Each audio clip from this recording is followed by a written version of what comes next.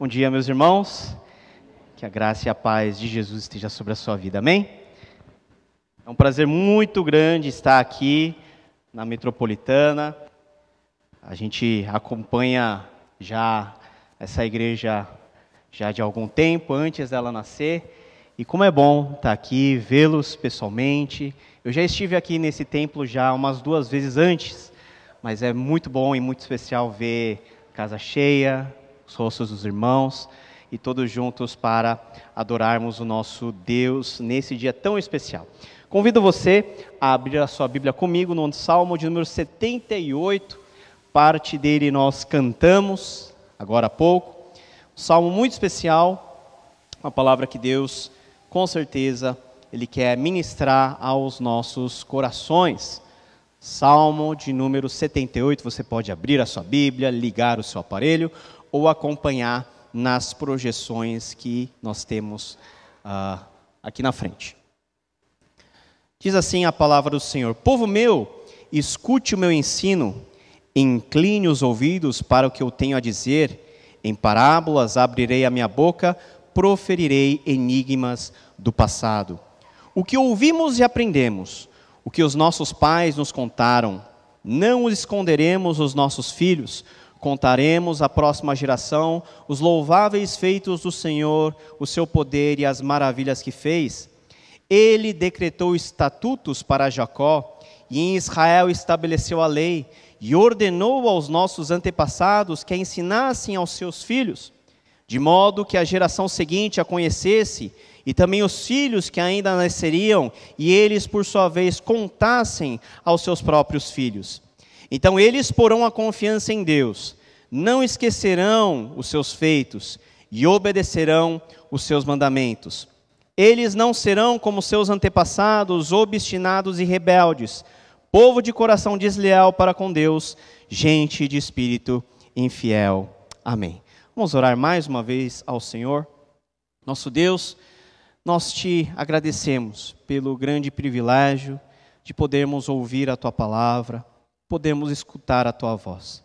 Pedimos que o Senhor esteja conosco, iluminando o nosso coração, nos dando entendimento, e por ação do teu Espírito Santo, que aquilo que nós conhecemos seja também aquilo que nós praticamos no nosso dia a dia, de geração em geração, porque o Senhor está conosco até o fim. É o que nós te pedimos, em nome de Jesus. Amém. Meus amados irmãos, todos nós fazemos parte de uma história. Mas a história da qual nós fazemos parte não tem como ator principal nós propriamente ditos. A história da qual nós fazemos parte é uma história muito mais ampla do que a extensão da vida de cada um que está aqui. É composta por todos aqueles que nos antecederam e todos aqueles que virão após nós. Por que isso? Porque o grande autor e o grande personagem principal do grande enredo é Deus, o Senhor, o Criador de todas as coisas, que nos chamou para fazer parte do constante fluxo de acontecimentos e da sua constante ação no meio da vida das pessoas. E quando nós entendemos que a palavra de Deus e tudo aquilo que Deus nos revelou por meio da Bíblia é a sequência de uma grande história, nós podemos perceber que Deus ele tem um propósito geral, mas também ele tem algo específico para cada um de nós, de maneira que nós possamos, de acordo com o nosso chamado, de acordo com aquilo que nós somos e de acordo com aquilo que Deus nos possibilita ser, peças desse grande quebra-cabeça. Não somente nós, mas como nós lemos hoje no começo, para nós, os nossos filhos, para aqueles que estão distantes. Todos estamos juntos naquilo que nós chamamos da história de Deus, que é a história de como Deus está conosco de geração em geração. Isso nós vemos acontecer na palavra de Deus de várias maneiras. A história, por exemplo, relacionada às nossas conexões humanas e intergeracionais. O maior mandamento, e o versículo talvez mais caro para os judeus, Deuteronômio 6, 4 a 9, começa a falar de quem é Deus. Ouça, Israel, o Senhor nosso Deus é o único Deus. Você deve amá-lo de todo o seu coração, de toda a sua alma, de todas as forças. Mas o texto continua dizendo que essas palavras que hoje lhes ordeno estejam aonde? No coração, no seu coração, mas não apenas no seu coração, porque você não faz parte sozinho da história de Deus. Ensine-as com persistência aos seus filhos. Converse sobre eles quando estiver sentado em casa, quando estiver andando pelo caminho, quando se deitar e quando se levantar. Amarre-as como sinal nos braços e prenda-os na testa. Escreva-as nos batentes das portas de sua casa e em seus portões. Aquilo que Deus faz em nós é aquilo que nós também devemos comunicar a todos que fazem parte dos nossos círculos de relacionamento, principalmente os nossos filhos, os nossos familiares, e aí que está a grande primeira conexão de uma geração a outra comunicando os feitos de Deus. Deus também age de forma real e presente na história. Os atos de Deus aconteceram no Antigo e no Novo Testamento, e no Antigo Testamento, sempre que algo muito importante acontecia, Deus falava assim para o povo: ó, isso que vocês estão vendo, vocês vão contar aos seus filhos. Quando os seus filhos perguntarem o que significa essa cerimônia, quando foi instituída a Páscoa, vocês vão dizer o quê? Este é o sacrifício da Páscoa do Senhor que passou sobre as casas dos israelitas no Egito e poupou a vida de todos aqueles que tinham a marca do sangue. Você vai contar os atos, aquilo que Deus fez. Essa história também, ela é vivenciada e ela é transmitida. Transmitida por meio da instrumentalidade de cada um de nós. O outro salmo que fala sobre essa questão da geração e de como a palavra de Deus ultrapassa barreiras de idades, de gerações, é o Salmo 145, a partir do verso 4. Uma geração contará a outra a grandiosidade dos seus feitos, e eles anunciarão os seus atos poderosos. Uma geração contará a outra a grandiosidade dos teus feitos, eles anunciarão os teus atos poderosos, proclamarão o glorioso esplendor da tua majestade, e meditarei nas maravilhas que fazes. Além de nós fazermos parte dessa história, nós somos convidados a transmitir essa história a todos que virão depois de nós. E é dentro desse contexto amplo que nós temos o Salmo de número 78. Um salmo muito, muito, muito precioso. É o segundo salmo mais longo do Saltério. Só o Salmo 119 ganha desse salmo. E esse salmo é um salmo que nós chamamos de salmo de ensino. Não é aquele salmo que louva a Deus, ou que lamenta por alguma coisa. É um salmo que tem algo para nos ensinar. E a maneira e a pedagogia por meio da qual o salmista quer ensinar o povo de Deus é por meio daquilo que nós chamamos de recapitulação histórica. Nós não lemos o salmo inteiro, porque o salmo é muito longo, mas se os irmãos voltarem para casa e durante essa semana lerem com calma esse salmo, toda a história do povo de Deus vai ser narrada.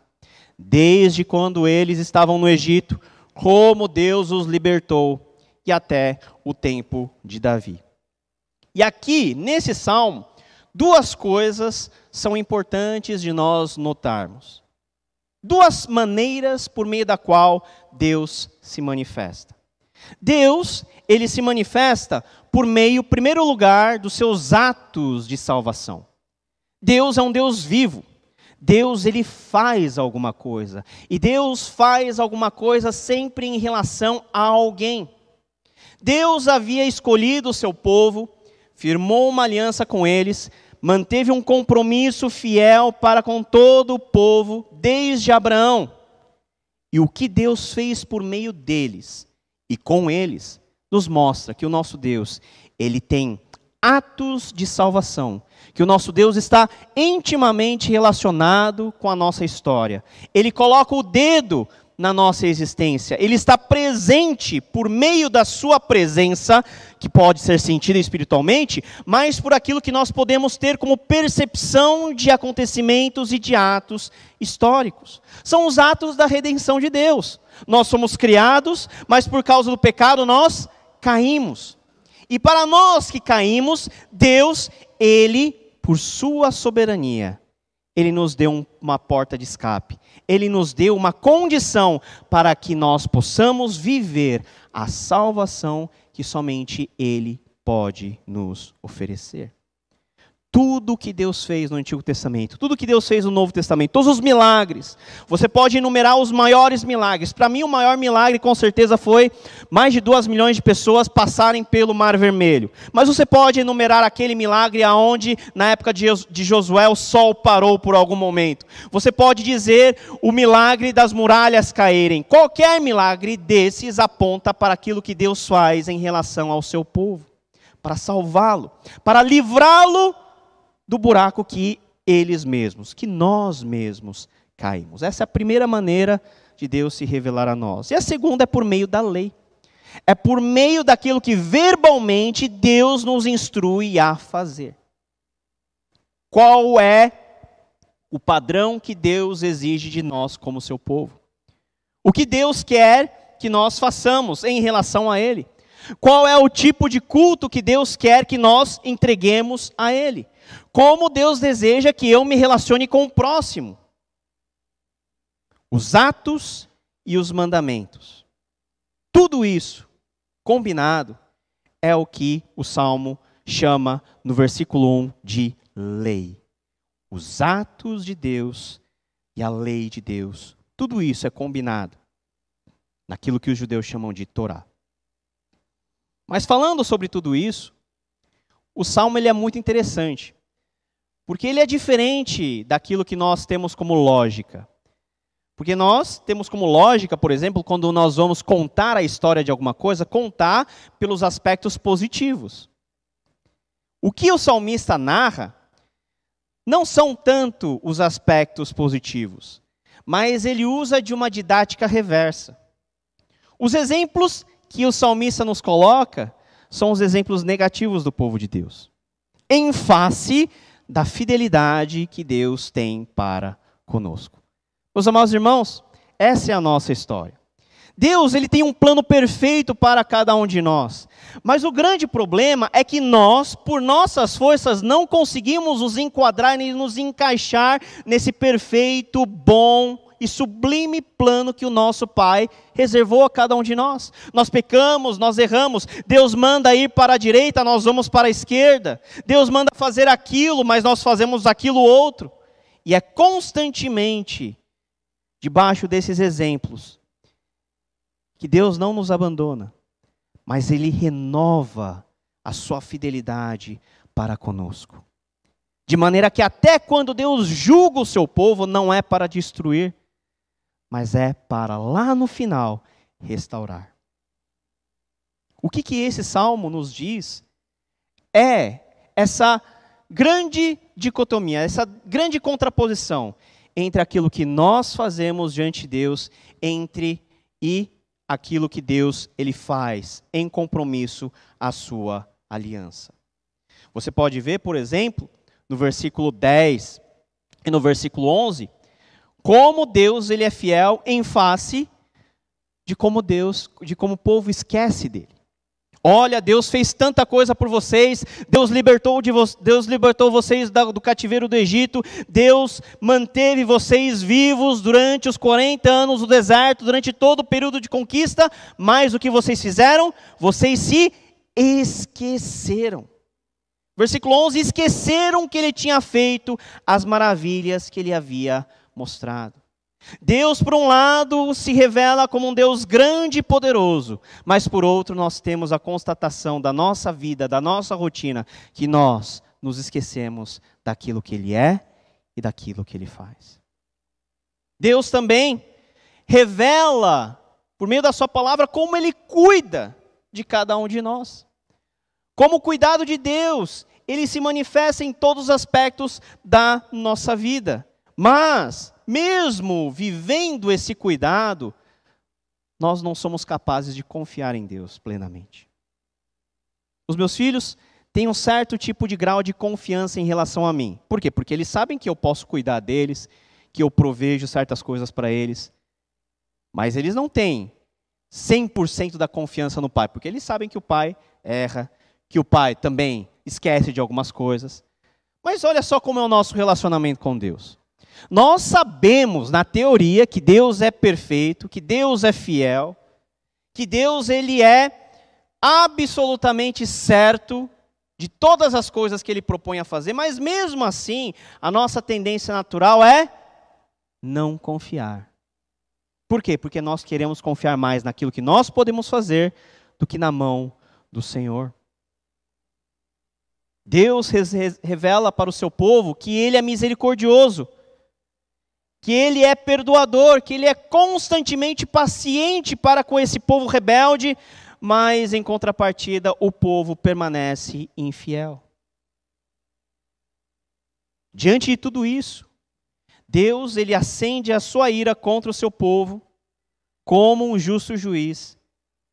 Deus castiga e Deus disciplina esse povo para mostrar que, a despeito da maldade do povo, ele continua sendo fiel. O castigo que Deus derramou ao povo de Israel não foi um castigo para destruí-los, mas para discipliná-los, para mostrar qual que é o caminho verdadeiro.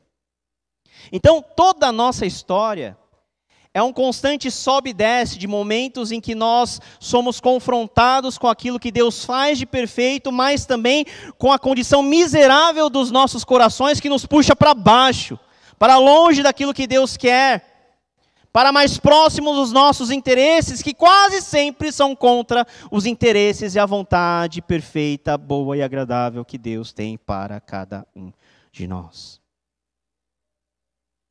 O paradoxo santo, é que mesmo quando nós vivemos dessa maneira, e Deus sabendo que nós nos comportamos exatamente assim, Ele se mantém fiel ao seu povo. Ele se mantém fiel à aliança que Ele fez para com cada um de nós. Ele se mantém firme nos seus propósitos. E o que nós podemos aprender com esse salmo para que nós possamos viver de uma forma diferente? Tendo a noção de que Deus está conosco. Qual história nós estamos fazendo parte? E o que nós vamos legar aos nossos filhos? Veja, que o propósito desse salmo ele está muito bem estabelecido no verso de número 7. O que diz o verso 7? Para que pusessem em Deus a sua confiança, não se esquecessem dos seus mandamentos e observassem aquilo que Deus tinha para cada um deles. A primeira coisa que Deus nos ensina por meio desse salmo é que de geração em geração o nosso compromisso ao fazermos parte dessa história é de nós hoje confiarmos no Senhor e de amanhã ensinarmos as futuras gerações a confiarmos em Deus. Isso está relacionado a quem Deus é, a identidade de Deus. E quando nós falamos em confiar, nós estamos falando do cerne, do sentido mais próximo daquilo que a Bíblia nos chama fé ou crer. Fé é o nome do ato. Crer é o ato em si. Muitas vezes nós achamos que crer em Deus é simplesmente saber que Ele existe. Crer em Deus é uma adesão intelectual a uma série de conceitos que eu concordo, mas que eu não me identifico tanto assim. Eu posso saber que determinadas coisas funcionam de uma maneira, sem necessariamente concordar que aquilo seja bom. De geração em geração, começando em nós, mas tomando carona aqui, aquilo que nossos antepassados na fé nos deixaram como legado, e partindo para as próximas gerações, nós precisamos confiar que Deus estando conosco, Ele é digno de toda a nossa confiança. Crer significa confiar. Crer significa você poder estar diante de Deus totalmente certo de que Ele tem o melhor para nós e que Ele vai nos guiar para um lugar, para o lugar que eu tenho que estar para cumprir a sua vontade. E crer requer um relacionamento pessoal. Por isso que crer e confiar não é apenas você saber que Deus existe, mas você ter um relacionamento com Deus. Você ter na sua vida experiências que provam e marcam que esse Deus, conforme diz a sua palavra, é digno da nossa confiança. Ninguém confia apenas em pedaços de informação. Nós confiamos em pessoas. Nós confiamos em fatos bem estabelecidos. Confiar em Deus. Até que ponto nós temos confiado em Deus? Você vê que todo o Salmo vai dizer o seguinte, olha, eles não conseguiram confiar em Deus. A despeito de Deus ter feito tudo para eles, eles não conseguiram confiar em Deus. Mas esse é o nosso chamado. Confiar, depositar a nossa esperança em quem Deus é. Tendo um relacionamento com esse Deus real. Com esse Deus que transformou a nossa história, com esse Deus que chama cada um de nós a fazermos parte de uma linda e bela narrativa, recheada de percalços, recheado de tribulações, recheado de momentos de crise ou de angústias, mas da qual nós sabemos o fim, e esse fim é um fim bom. A história para a qual Deus nos chama, para fazermos parte, para confiarmos durante todo o trajeto, é a história que termina bem. É a história da qual nós falamos implicitamente a todos os nossos filhos. Quando você conta um conto de fada para o seu filho, o que você diz no final? E viveram felizes para sempre. Essa é a nossa história. Essa é a nossa. Nós sabemos o fim feliz que nós teremos. Mas a jornada tem que ser uma jornada de confiança. De geração em geração. Confiemos no Senhor. Ensine os seus filhos a confiar no Senhor. Assim como você confia. E melhor, que os seus filhos confiem em Deus mais do que você próprio confia. Mostra para ele as marcas da vida com Deus. As experiências que você teve com o Senhor. As respostas das orações que você teve. O grande amor que Jesus derramou em nós ao nos salvar. Nós que éramos tão pobres pecadores, mas que nós hoje somos chamados para ser um povo santo, justo, confiar. Segunda coisa, é que de geração em geração, o chamado daqueles que vivem com Deus essa história, é de que nós possamos sempre nos lembrar dele. Veja, nós confiamos em quem Deus é, e nós nos lembramos daquilo que Deus faz. Dos ensinos, das instruções que Deus nos deu. Dos fatos e dos atos de Deus ao longo da história. Dessa história que nós lemos na Bíblia Sagrada.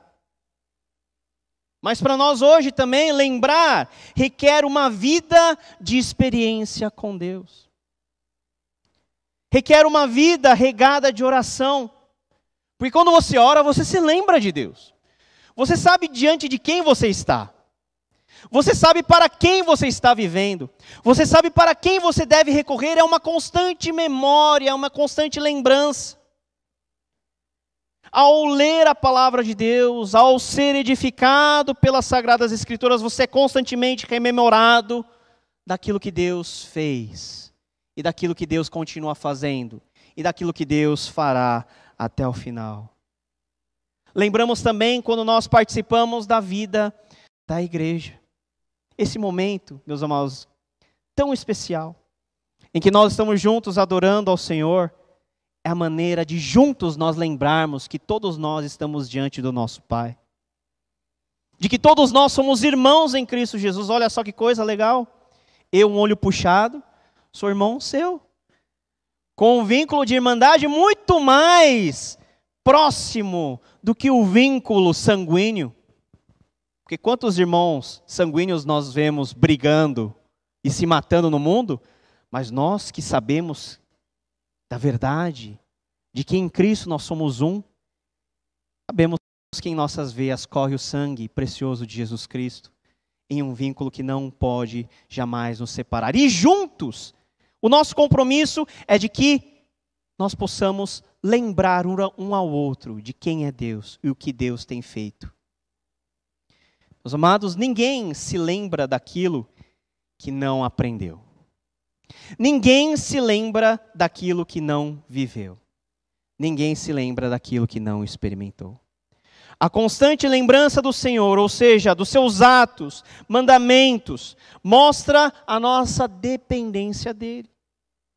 O contrário, ou seja, quando nós nos esquecemos, revela o quanto estamos longe, distante daquilo que Deus tem para nós. O quanto da nossa fé está estagnada. O quanto nós ainda precisamos mais da graça de Jesus. Meus amados irmãos, nessa jornada, na história com Deus, você tem se lembrado de Deus frequentemente? Você tem se lembrado das grandes narrativas bíblicas, do poder desse Deus, daquilo que Deus pode fazer, daquilo que Jesus nos ensinou? Lembrar. Um estudioso disse que esse salmo é um aviso para os desmemorados, ou seja, daqueles que perderam a capacidade de se lembrar de Deus. Mas a última coisa que esse salmo nos ensina é que nós, que vivemos essa história, numa conexão de geração em geração, vivendo essa história com Deus, temos um compromisso de obedecer ao Senhor. Confiar, não nos esquecermos e de obedecermos. Nós conhecemos quem é Deus, nós sabemos aquilo que Ele faz por meio dos seus atos e nós nos submetemos à sua vontade. Deus tem uma vontade para cada um de nós. Deus tem uma vontade para cada um daqueles que fazem parte do povo de Deus. E a Bíblia usa verbos como obedecer, guardar, escutar, atentar. Todos esses verbos e todas essas ações ligadas com a obediência estão relacionados, na verdade, a uma vida de prática. Mais uma vez, da mesma maneira que nós não conhecemos ou não podemos conhecer a Deus apenas de forma intelectual, porque conhecer significa ter relacionamento, nós não podemos obedecer sem colocar na prática as virtudes do Evangelho, o chamado de Deus por meio das Escrituras Sagradas. Você interioriza, né? Aquele negócio bem de hoje, né? Interioriza, meu irmão, o que é o amor. Né? Fecha os olhos e sente o amor. Sente o amor fluindo de cima para baixo, de baixo para cima. De tanto subir e descer, você fica enjoado, de tanto amor você tem. Mas o amor cristão é um amor que você não somente sente. Sentir é bom, é legal, mas é um amor que você vive. Que transborda do seu coração e do seu cérebro para suas mãos, para os seus pés, para o seu bolso.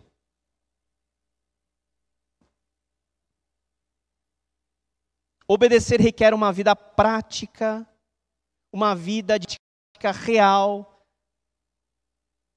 uma vida constante de aprendizado, mas também de colocar em prática, de colocar em forma visível aquilo que Deus nos chamou a fazer. Meus amados irmãos, o mundo espera isso de nós. Toda a criação tem uma ardente expectativa pela manifestação dos filhos de Deus. O apóstolo Paulo vai falar isso. Se o nosso cristianismo for apenas um cristianismo interiorizado, tão lá dentro que nem você consegue achar,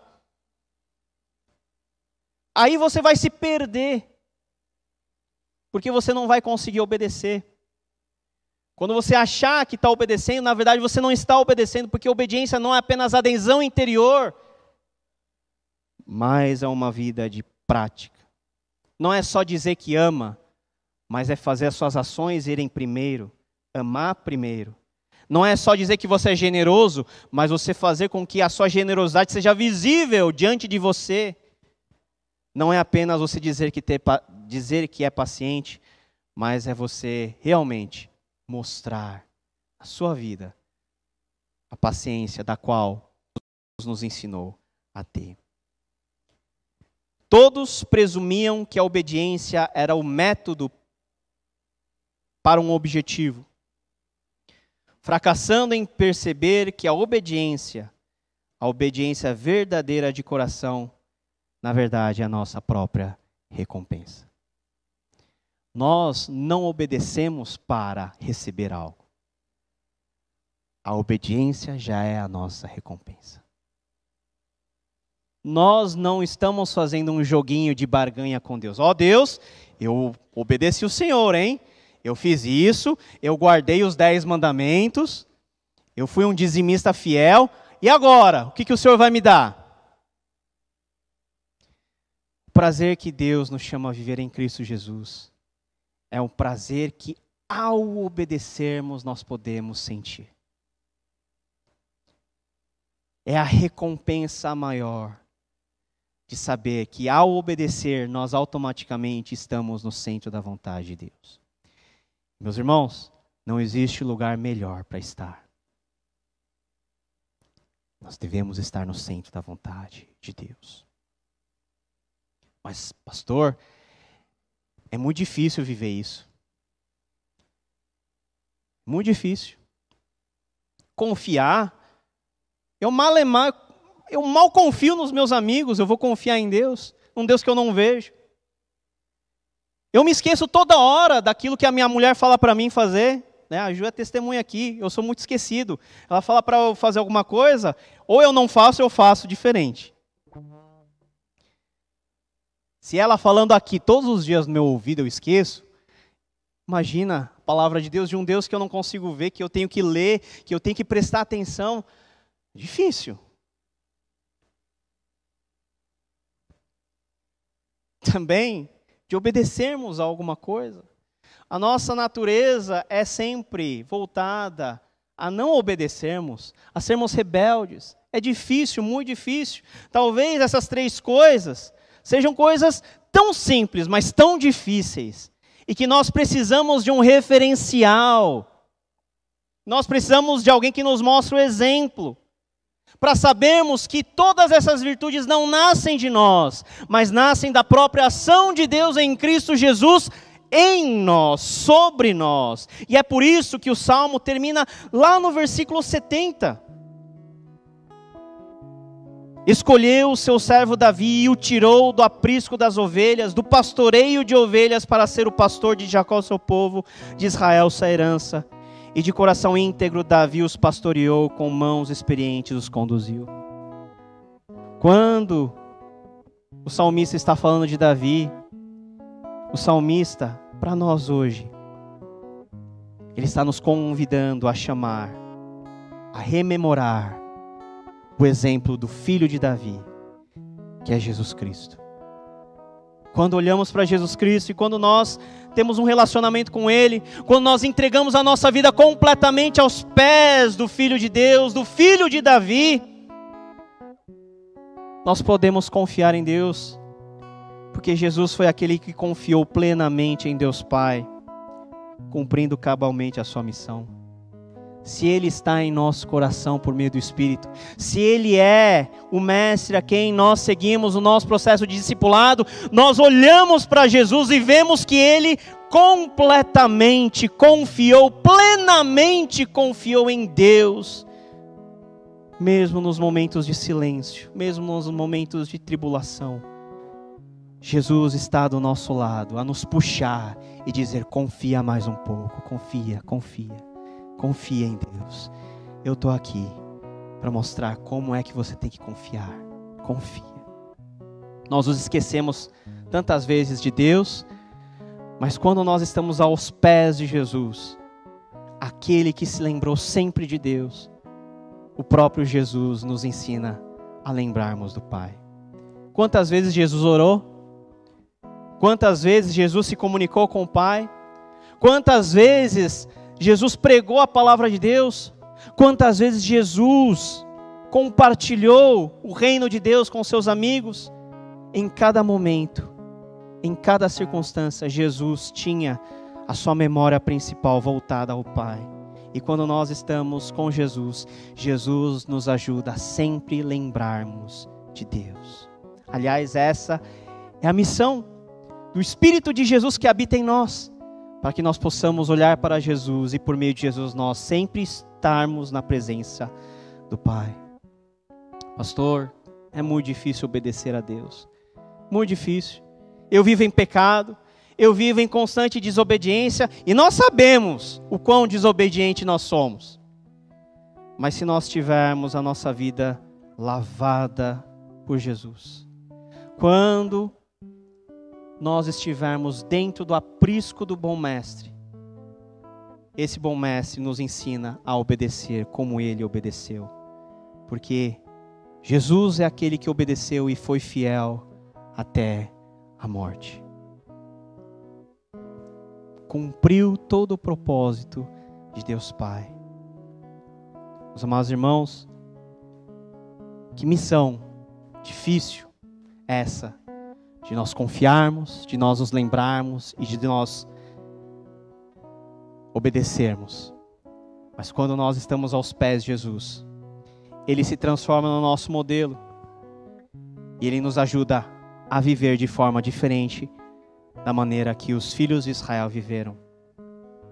Precisamos contar de geração em geração essa história da ação de Deus constante em nossas vidas, a consertar os pedaços quebrados que cada um de nós tem.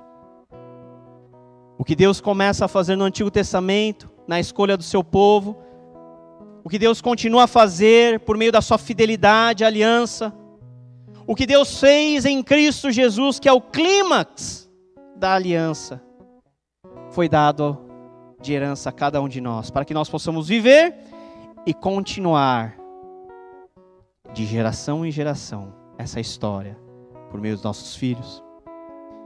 Há uma história que não se pode repetir, a rebeldia da qual o Salmo nos alerta, mas há uma história que precisamos continuar, uma história de confiança, lembrança e obediência, assim como nos ensinou o Senhor. E de geração em geração, nós vamos continuar a nossa jornada até o fim. Até o fim, quando em breve estaremos nesses novos céus e nova terra, não mais tendo a necessidade mais de anunciar de geração a geração. Todos, de todas as línguas, povos, nações e gerações, estarão como novas criaturas em uma nova criação, presentes por toda a eternidade, a louvar e a engrandecer com a canção do Cordeiro ao Rei dos Reis e Senhor dos Senhores. Esse dia um dia vai chegar. Mas até que esse dia chegue, irmãos, vamos continuar a anunciar para a posterioridade esse chamado sublime, o mesmo evangelho da graça que pregaram os nossos pais, que se manifesta na maneira como nós confiamos, na maneira como nos lembramos, como nos obedecemos a Jesus Cristo, autor e consumador da nossa fé. Essa é a nossa missão. Essa é a nossa história. Essa é a nossa vida. Vamos orar?